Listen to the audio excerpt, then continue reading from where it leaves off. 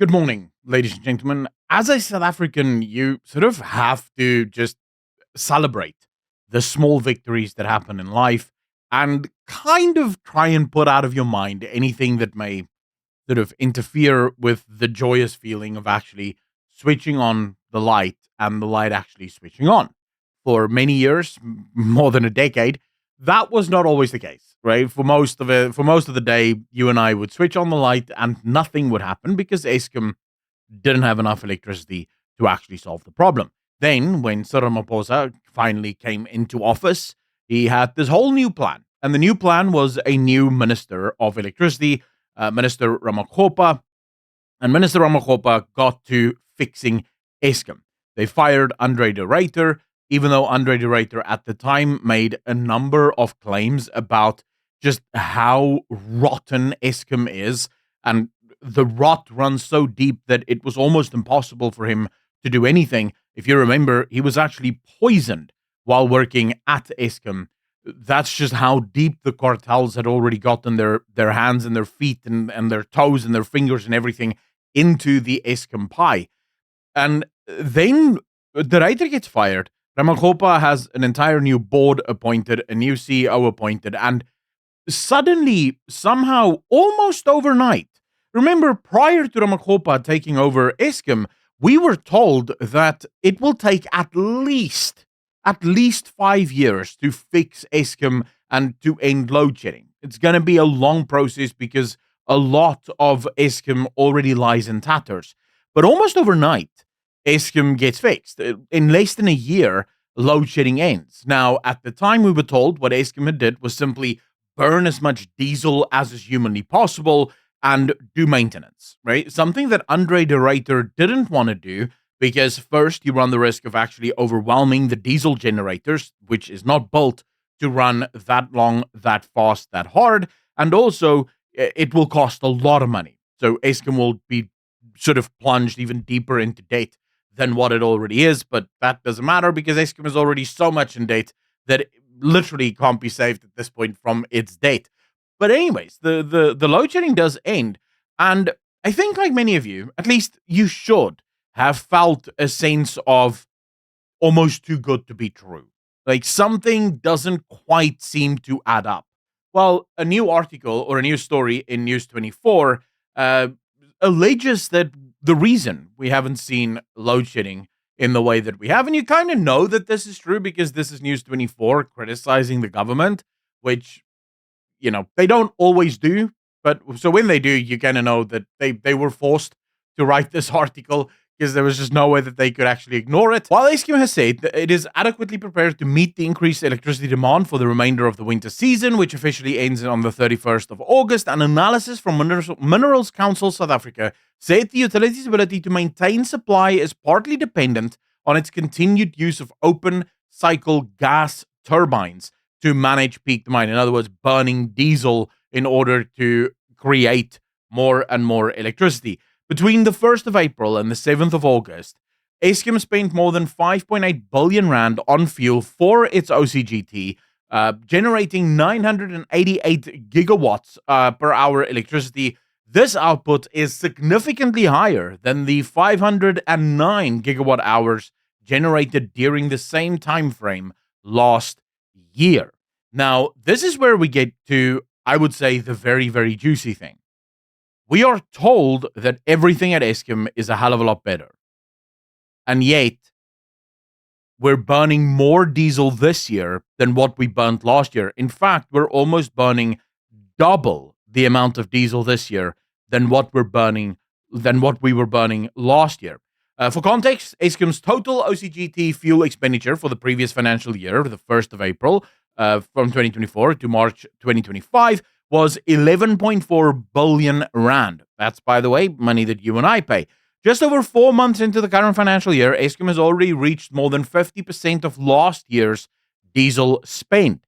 Now, better or worse, Chris Heeland, I don't have a lot of respect for Chris, but he's right every once in a while, so we'll just go with whatever the hell he has to say, right?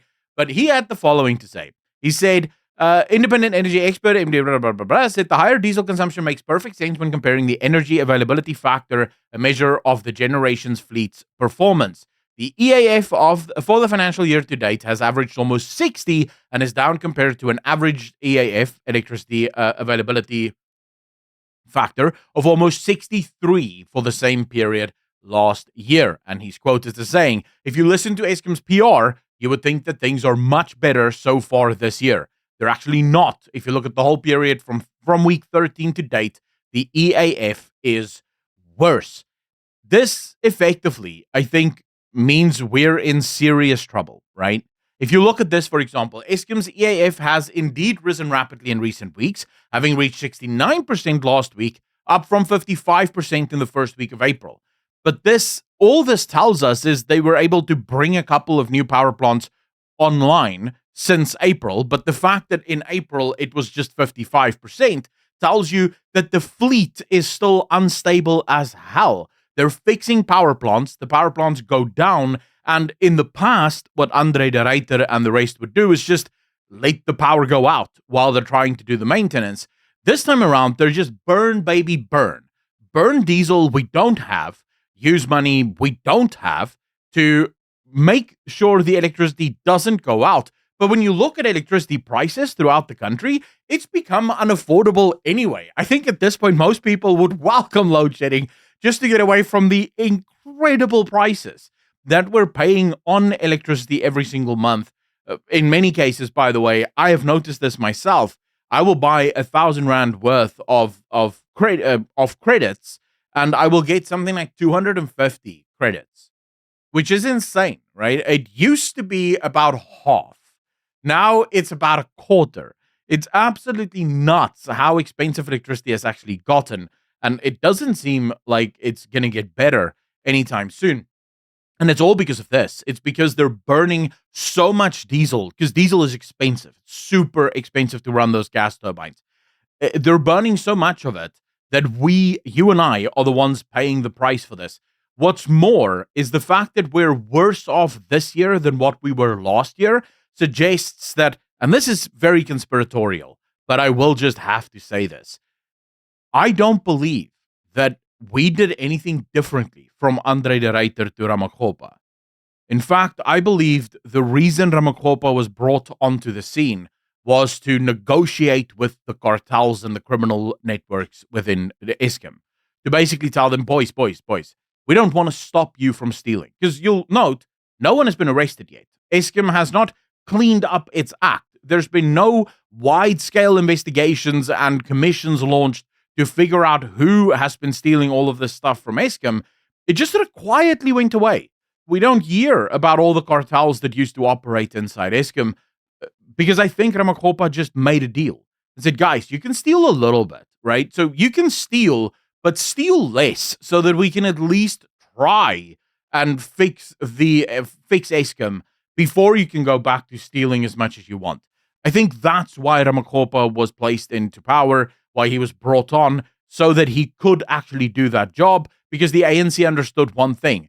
They need an ANC cadre to speak to the ANC cadres that is robbing the place blind.